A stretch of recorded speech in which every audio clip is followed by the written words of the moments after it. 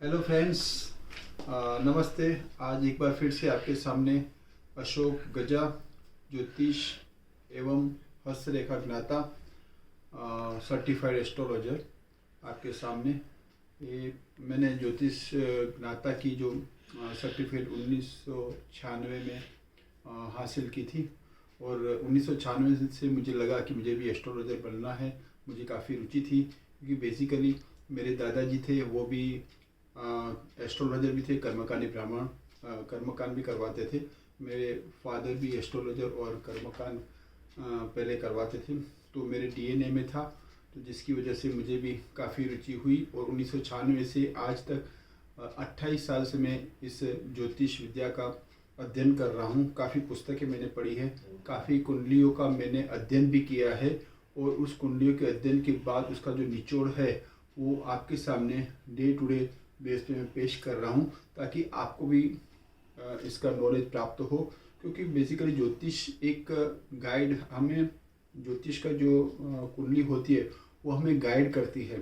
जैसे कि बच्चा पैदा होता है तो वहाँ से लेके कौन सी लाइन में जाएगा, टेक्निकल लाइन में जाएगा या फिर डॉक्टर बनेगा या क्या बनेगा, तो वहाँ से लेके फिर मैरिज, लव मैरिज होगी या अरेंज मैरिज होगी, उसके बाद उसको बिजनेस करना चाहिए या नौकरी करना चाहिए, ये पूरा जो है वो ज्योतिष के कुंडली, आपकी कुंडली के अंदर ही होता है।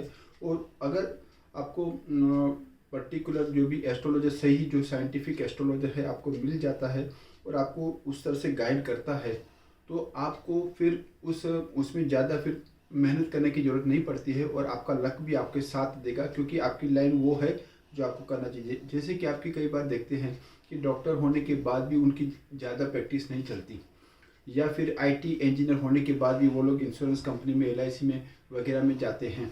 क्यों जाते हैं? क्योंकि उनको लाइन वही करनी चाहिए, लेकिन उन्होंने गलत लाइन पकड़ ली, जिसकी वजह से भी ये होता है। अच्छा, अभी जो विषय है आज का जो है वो गुरु और चंद्र का गज केसरी योग। सुनने में काफ़ी अच्छा लगता है, गज केसरी योग, गुरु और चंद्र, और है भी अच्छा। जिसके जन्म कुंडली के अंदर 12 खानों में से, बॉक्स में से कोई भी एक खाने के अंदर अगर गुरु और चंद्र दोनों साथ में हैं तो बनता है गज केसरी योग। गज केसरी योग बेसिकली देखा जाए तो किताबों में ऐसा लिखा गया है कि वो काफ़ी मतलब अच्छा है, और मैं भी मानता हूँ अच्छा योगी है। लेकिन गज केसरी योग का मतलब ये नहीं कि वो बंदा, वो व्यक्ति, वो जातक करोड़पति बन जाएगा, लाखोंपति बन जाएगा, ऐसा कुछ मुझे देखने में, जैसे कि मैंने प्रैक्टिस किया है, देखने में आया नहीं है। क्योंकि गज केसरी योग ज़्यादातर मैंने जो भी कुंडलियाँ देखी आज तक, हजारों कुंडली मैंने देखी हुई है, उसमें से ज़्यादातर गज केसरी योग की कुंडली वाले जातक ज़्यादा धर्मात्मा होते हैं, भगवान में काफ़ी आस्था रखते हैं, वो काफ़ी मतलब स्पिरिचुअल माइंड के बंदे होते हैं। और पैसे के मामले में वो सौ होते हैं, ऐसे भी नहीं कि वो धनवान ज़्यादा हो। तो गज केसरी योग अगर आपकी कुंडली में है तो इसका मतलब ये नहीं कि आपको मतलब ज़्यादा उन्नति तो मिलेगी, लेकिन धर्मात्मा ज़्यादा आप होंगे, ज़्यादा आस्था रखेंगे तो आपके काम जो है बनते जाएंगे। लेकिन गज के सीईओ के साथ साथ हमें दूसरा भी देखना चाहिए। जैसा कि एक मैंने कुंडली देखी थी जिसमें गज के सीईओ था, लेकिन बंदे को काल सर्वयोग था। अभी काल सर्वयोग जो होता है तो उसकी विधि विधान से उसका निराकरण कराना चाहिए, तो ही गज के सीईओ का फल प्राप्त होता है।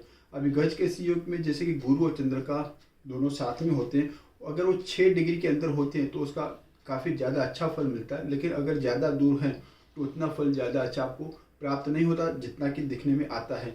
वो हम ज़्यादा डीप में जाते हैं, जबकि नवमांश कुंडली, द्वादशांश ऐसी कुंडली का हम अभ्यास करेंगे तब भी पता चलेगा कि वो कब फल देगा। और कब फल देगा की बात है तो महादशा जो होती है, विषोत्तरी महादशा, उसमें अगर गुरु की महादशा आती है, चंद्र की अंतर्दशा आती है, तो इस महादशा अंतर्दशा के अंदर वो ज़्यादा फल देता है। कोई भी ग्रह हो, आपको वो फल तभी प्राप्त होगा जब उसकी गुरु की महादशा, मतलब जो भी ग्रह है उसकी महादशा अंतर्दशा है, उसमें फल मिलेगा।